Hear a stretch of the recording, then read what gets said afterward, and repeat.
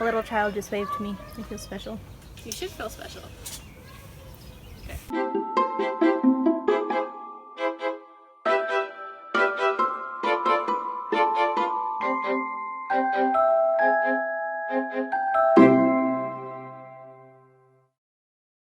Hello and welcome back. I apologize in advance if you hear any strange little screamings.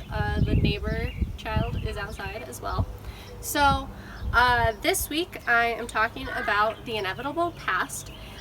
It is a historical fiction piece that apparently, and I only found this out near the end, is loosely based on a true story, because the author, Carrie Jane Knowles, at the very end of the book says that it's dedicated to Susie Brown Knowles, who was the matron at the Door of Hope, which was kind of a halfway house for women back in the 1890s. And then it's also dedicated to her father, Paul, and to her father's birth mother, and all the women who came to the Door of Hope seeking refuge and a safe haven. So, this is a dramatic book. It's about this young girl, well, these two young women. They're both 22, but they're decades apart, and they're actually related. So, there's the unnamed grandmother, and then there's Regina. Grandmother lives in the 1890s. Specifically, the story starts in 1893, and her story essentially ends in early-ish 1894. Regina, on the other hand, lives in 1967. It's the height of the Vietnam War and protests, and so there's some drama right there. But a lot of the drama comes from the fact that grandmother is what I decided to refer to her as. She's this poor little farm girl who dreams of bigger life.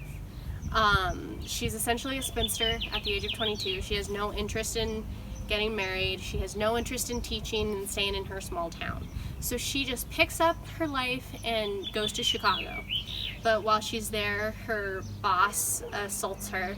And because this was a time where sexism was rampant and wasn't even considered sexism, when she becomes pregnant, she is essentially cast out, she's judged, and eventually she escapes and tries to make her way down to Florida. Emphasis on tries. When we fast forward to 1967, we meet Regina, and she has been haunted her whole life by ghosts. And kind of spoiler alert, but not really, because even on the very front cover of the book, it says, "I am the grandmother you never knew, the one who vanished, the unsolved crime. I have come to you because I need your help." So right away we kind of figure out that Regina is grandmother's granddaughter. So her whole life she felt this presence, and this presence was ultimately what made her decide to go to Chicago. Well, while she's in Chicago, there are protests, and her father passes, and eventually she puts together bits and pieces to realize who her grandmother was. She never finds out a name or anything, but she at least finds out what happened to her.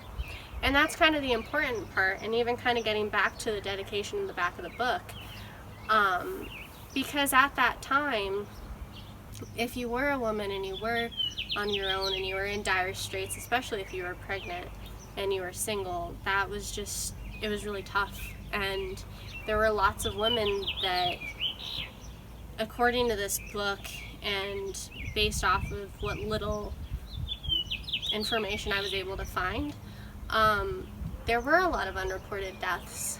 And so even though it's a dramatic and a sad book and it's very evocative, more than that, it's a story of love and of family. And kind of on that note, going back to grandmother in the 1890s, when she very first found out that she was going to have a baby, she was stressed, she was panicked, and she didn't want it. But the woman that was her boarding house lady, she's like, "Hey, I know it's really unfortunate right now, but something good is going to come of it." And sure enough, there's that screaming I was talking about. Sure enough, she ends up finding that she just really has this deep love. And she actually says, and I really appreciated this quote, she says, "Love, however, is not what most people think it is. Love is not easy. Love changes you. It awakens things within you. It demands your response. It can be frightening if you are not ready to change. When love strikes, you lose part of yourself. And that just becomes so much truer for her than she ever could have imagined. And kind of for Regina, the same thing too, because it was this love for her father and this love of finding her purpose that ultimately led her to finding out a little bit about what happened to her grandmother, and to ultimately doing something for her and for all the women who also came to the Door of Hope because they had nowhere else to turn. So, I highly recommend this book. It was a super entertaining read. The plot is fantastic. The writing style is just beautiful. On the back, one of the reviews says that it's beautifully written, which I agree with. But it's this part where it says, her prose reads like music, and honestly I just found that to be really true. The first part is just very, very beautifully written, and it's poetic, and it's descriptive, and it's just really engaging. And then the second part, it's a little bit more fast-paced, but it's just as engaging, and you want to know what happens more. And you've already read grandmother's story, so you're like, Regina, do you find it out? So, highly recommend. I can't think of a reason why you might not like it, unless you're a little sensitive, because some of the scenes aren't exactly graphic, but just the fact that there is so much sexism, sometimes that was a little bit rough, because it's just like, oh, that time. But at the same time, it kind of gives you hope, because we have made a number of strides since then. So that's The Inevitable Past. I really enjoyed it. I think you will too. Moving on to my next book. This is a book that I have had for forever, and it is an old enough book that it's sadly missing its front cover. I'll be reviewing Dibs in Search of Self by Virginia Axline. It's another nonfiction book, but this one's kind of interesting because if you're into psych, this is honestly kind of classic. Super excited to share my thoughts on it with you, so thanks so much for watching, and hopefully I'll catch you next time. Thanks.